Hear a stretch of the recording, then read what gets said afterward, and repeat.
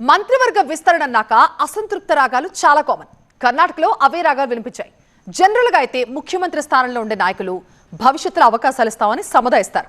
కానీ CM DK Shivakumar మాత్రం ultimatum ఇచ్చి పడేశారు. పోతే పొండి అనేలాగా స్టేట్మెంట్ ఇచ్చారు.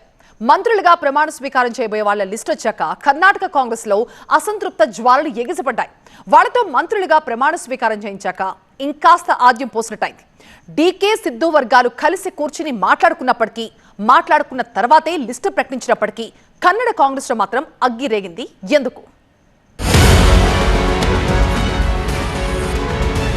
ఉదయం దాకా మంత్రిగా ఎవరు ప్రమాణ స్వీకారం చేస్తారా అనే టెన్షన్. కాంగ్రెస్ అధిష్టానం ఎవరి పేర్లు ఫైనల్ చేస్తుందా, డీకే సిద్ధు వర్గంలో ఎవరికి చోటు దక్కుతుందా అని తెగ ఎదురు చూశారు. తీరా లిస్టు బయటకొచ్చాక అసంతృప్తి భగ్గుమంది. ముఖ్యమంత్రిగా బాధ్యతలు చేపట్టిన సుమారు 2 నెలల తర్వాత ఎట్టకేలకు డీకే శివకుమార్ తన మంత్రివర్గాన్ని పూర్తి స్థాయిలో విస్తరించారు.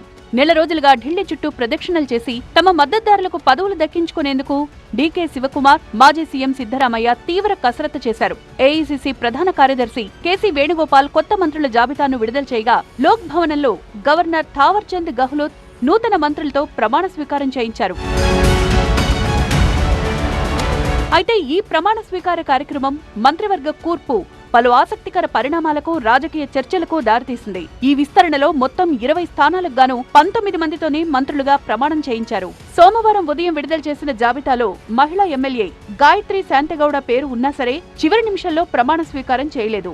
దీంతో ఈసారి కూడా మంత్రివర్గంలో ఒక్క మహిళా ఎమ్మెల్యేకు అవకాశం లేకుండా పోయిందనే విమర్శలు వినిపించాయి. పైగా ఉదయం విడుదల చేసిన జాబితాలో మొత్తం 20 పేర్లు ఉన్నప్పటికీ అందులో మంకాళ్ వైద్యకు బదులుగా ఎస్ఎస్ మల్లికార్జున ప్రమాణ స్వీకారం చేశారు. ఇక విధానసభ స్పీకర్ గా జిఎస్ పాటిల్, విధాన పరిషత్ స్పీకర్ గా సలీం అహ్మద్లతో పాటు ఇరు సభల డిప్యూటీ స్పీకర్ల పేర్లను సూచిస్తూ ఏఐసీసీ ఆదేశాలు జారీ చేసింది.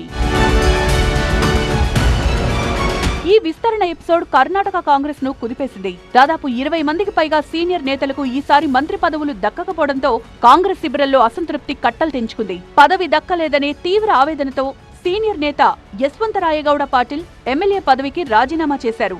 బేలూరు గోపాలకృష్ణతో పాటు మరికొందరు ఎమ్మెల్యేలు కూడా రాజీనామా చేయనున్నట్టు ప్రకటించారు. డీకే శివకుమార్ తన తొలి విడత మంత్రివర్గంలోనూ ఇలాగే కేబినెట్ బెర్త్ దక్కని సీనియర్లు తిరుగుబాటు చేయడం, రాజీనామాలు చేయడం జరిగింది. అయితే ఈ రాజీనామాలు, బెదిరింపులపై సీఎం డీకే శివకుమార్ సీరియస్ గా రియాక్ట్ అయ్యారు. ఒక రకంగా ఉంటే ఉండండి, పోతే పొండి అన్న తరహాలోని మాట్లాడారు. రాజకీయాల్లో రాజీనామాలు సహజం. ఎవరైనా రాజీనామా చెయ్యాలి అనుకుంటే వారినెవరూ ఆపలేరంటూ మాట్లాడిన సీఎం డీకే ఓపిక, సహనంతో ఉంటే పదవులు వాటంతట అవే వస్తాయంటూ కాస్త శాంతింపజేసే మాటలు మాట్లాడారు. తాను 2004లో, 2013లో సిద్ధరామయ్య ప్రభుత్వంలోనూ మంత్రిని కాలేకపోయానని గుర్తు చేస్తూ ఓపికతో ఉండడం వల్లే ఇప్పుడు సీఎం స్థాయికి రాగలిగానని చెప్పుకొచ్చారు. సో పదవులు రానంత మాత్రాన ఆందోళన పడద్దని, అందరికీ తగిన బాధ్యతలు అప్పగిస్తామని భరోసా ఇచ్చారు. ఏదేమైనా మంత్రివర్గ విస్తరణ తర్వాత తలెత్తిన ఈ రాజీనామాల సంక్షోభం కర్ణాటక కాంగ్రెస్ లో హాట్ టాపిక్ గా మారింది.